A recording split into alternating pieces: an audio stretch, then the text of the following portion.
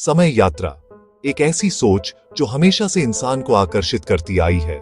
कहानियों से लेकर विज्ञान कथा फिल्मों तक हर जगह इसका जिक्र है। लेकिन क्या आपको पता है कि समय यात्रा सिर्फ कल्पना नहीं बल्कि एक वैज्ञानिक वास्तविकता भी है? हाँ, बिल्कुल। लेकिन वो टाइम मशीन वाली नहीं, बल्कि कुछ और ही अजीब, जो प्रयोगों से साबित हो चुकी है और जो हम सब अभी इसी पल कर रहे हैं।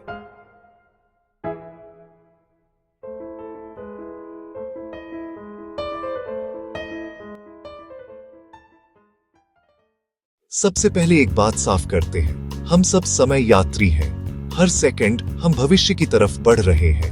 अभी आपने घड़ी देखी, 1 सेकंड बीत गया, मतलब आप 1 सेकंड भविष्य में पहुंच गए। विज्ञान का सवाल है, क्या हम इस सफर की रफ्तार बदल सकते हैं? क्या हम अपनी घड़ी को धीरे चलाकर दूसरों से आगे भविष्य में जा सकते हैं? जवाब है हाँ।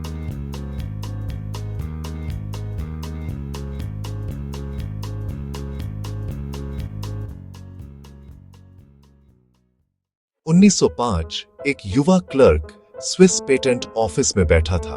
उसका नाम था अल्बर्ट आइंस्टीन। उसने दुनिया हमेशा के लिए बदल दी अपनी थ्योरी ऑफ स्पेशल रिलेटिविटी से। उसका विचार चौंकाने वाला था। समय और अंतरिक्ष अलग अलग नहीं है, बल्कि एक ही ताना बाना है, स्पेस टाइम। और इस ताने बाना को आकार देती है एक परम गति सीमा, प्रकाश की गति।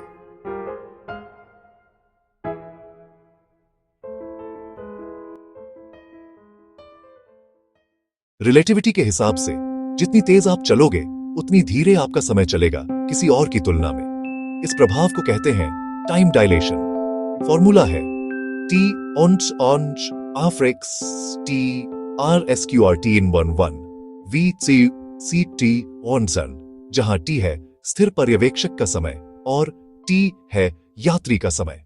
इसको समझने का सबसे अच्छा तरीका है ट्विन पैराडॉक्स।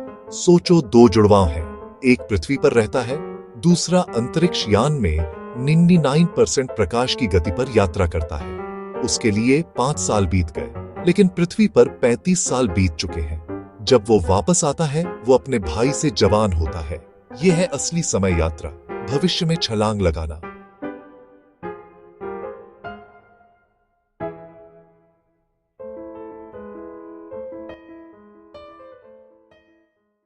आप सोच रहे होंगे, क्या यह साबित हुआ है?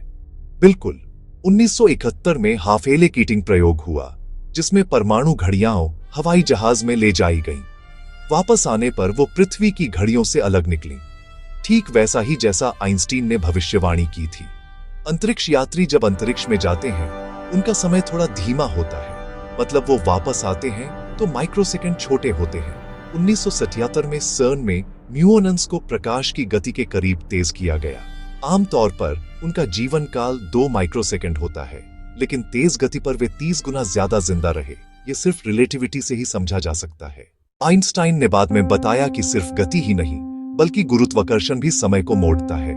जहां गुरुत्वाकर्षण ज्यादा होता है, वहां समय धीरे चलता है। समुद्र तल की घड़ियां पहाड़ की चोटी की घड़ियों से धीमी होती हैं। जीपीएस सैटेलाइट्स अपना टाइम बार बार एडजस्ट करती हैं, वरना मैप्स काम ही ना करें।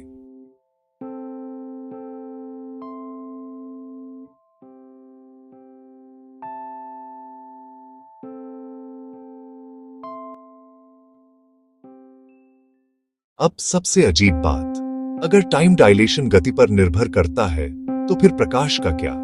जवाब है, प्रकाश के लिए समय होता ही नहीं। हमारे लिए सूरज की रोशनी को पृथ्वी तक आने में 8 मिनट लगते हैं, लेकिन फोटॉन के लिए उसका अपना प्रॉपर टाइम 0 होता है। मतलब उसके लिए उत्सर्जन और अवशोषण एक ही पल में होते हैं।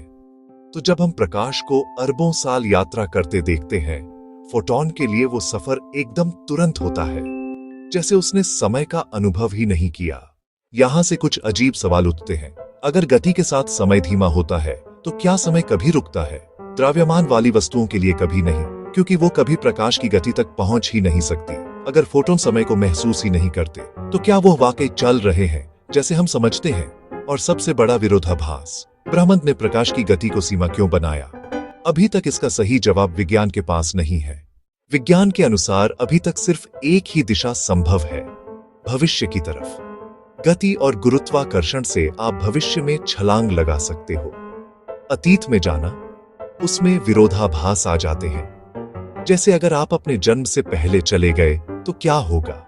इसी वजह से पीछे की समय यात्रा अभी तक सिर्फ सिद्धांत है, वास्तविकता नहीं।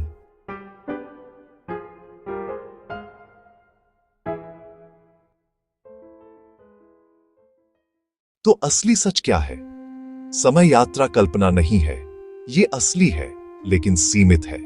ये किसी मशीन का कमाल नहीं, बल्कि ब्रह्मांड का अपना स्वभाव है। हर दिन हवाई जहाज, सैटेलाइट और अंतरिक्ष यात्री इसका अनुभव करते हैं, और प्रकाश, जो हमेशा से हमें रास्ता दिखाता है, हमें बताता है कि शायद समय उतना सरल नहीं है जितना हम सोचते हैं। आखिर में हम सब समय यात्री हैं। हर सेकंड हम भविष्य में जा रहे हैं। आइंस्टीन ने हमें दिखाया कि हम इस सफर की रफ्तार को बदल भी सकते हैं। लेकिन शायद सबसे बड़ा राज यह है कि समय असल में है क्या, और उसका असली स्वभाव समझना ही शायद इंसानियत की सबसे बड़ी खोज होगी।